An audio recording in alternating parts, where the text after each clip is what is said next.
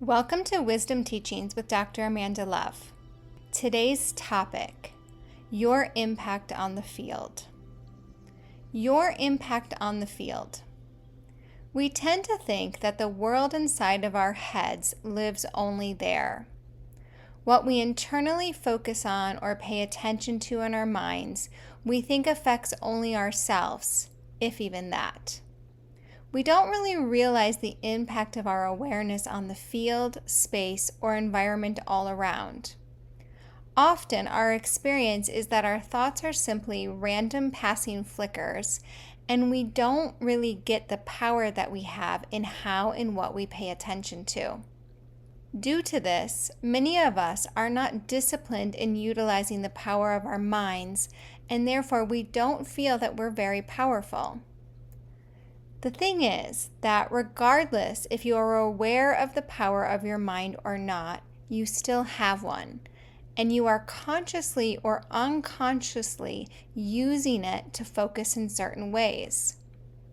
The way in which you focus is affecting you, the field you perceive around you, and arguably the expanse of the entire universe.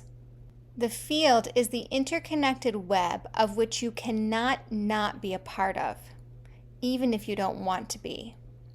Many might think of it as the empty space in between things, but it is much more than that. Even though you can't see the field with your physical eyes, it is densely packed with energy and information. The energy and information that the field contains is made up of awareness or consciousness.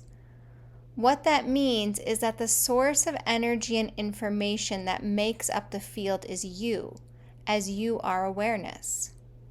You are the awareness that is aware of your body and of all the things that you perceive in your environment. You are not the objects or forms, but rather the awareness of the objects and forms. Having this basic understanding of the field can help you see how you have a direct impact on it as your awareness makes up the field. Why is this important? It's important for many reasons.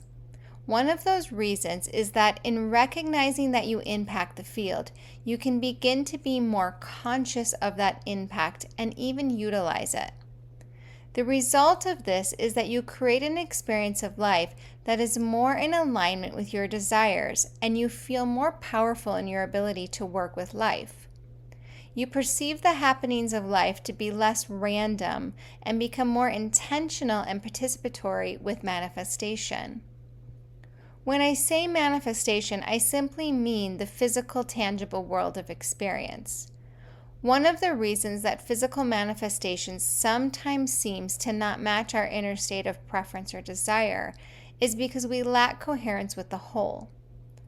Another reason is that we are not consciously aware of where we are manifesting from, meaning we are unconscious and undisciplined in the power of using our minds.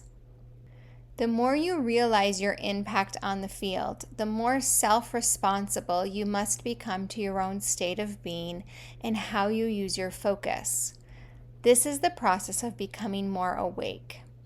Being more awake doesn't mean that you are more aware of spiritual concepts than your neighbors, family members, or the average Joe, or that you attend more spiritual workshops, read more books, or do more ceremonies than other people. Rather, being more awake means that you are more accountable to your inner state and your impact on the field. It's a bit more practical and a little less woo than some people might prefer. It's not about someone or something saving you from your experience, but rather you bringing to your experience what you want it to be.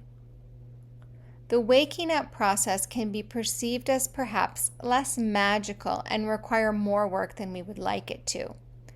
After all, being accountable to our state of being is not something we're really taught early on.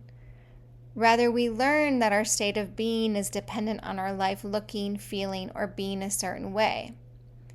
This is why we keep recreating the same experiences over and over, and why it sometimes feels like nothing is changing and we aren't growing, both individually or collectively. When we don't deliberately choose our state of being in focus, then life just seems to be happening on its own, and in a way, it is. We aren't awake or conscious enough of ourselves to run the show, so the show just runs. If we want to watch a new program or have a different experience of life, then we must get up and change the station. Getting up and changing the station is the equivalent to shifting what and how you use your focus. Often, as spiritual seekers, we are attempting to bring some kind of levity, light, bliss, joy, and ease into our experience and the world. Yet we often fail to see how we aren't bringing that. We are caught in our feelings and sensations of heaviness, darkness, confusion, and hard work, and genuinely don't know why we aren't experiencing butterflies and sunshine every day. This isn't about denying or spiritually bypassing what we are feeling, but rather feeling what we are feeling, accepting it, and then choosing what we truly desire. This is often hard to do. It requires energy. It requires changing our mind's focus. It requires that we care about ourselves and our experience of life. Your impact on the field is a real thing. How you show up, what you choose to focus on, and where you place your awareness will determine your experience. Beyond that, it will also either enliven or drain the field. It will either add life or take life out of it. You can move mountains if you learn to discipline your focus. You can do things that appear to be magic. You can bring actual magic into your everyday experience for yourself and others in a very real and practical way. You stop creating separation between your spiritually preferred reality and the ordinary reality that we seem to be living in. There is no difference.